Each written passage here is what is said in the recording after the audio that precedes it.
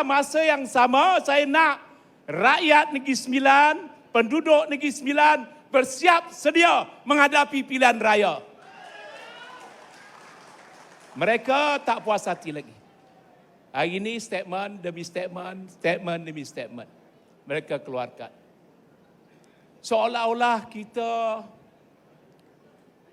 terpaksa menerima. Tetapi kita juga manusia. Saya juga manusia. Saya juga rasa tercalar. Saya juga rasa riba.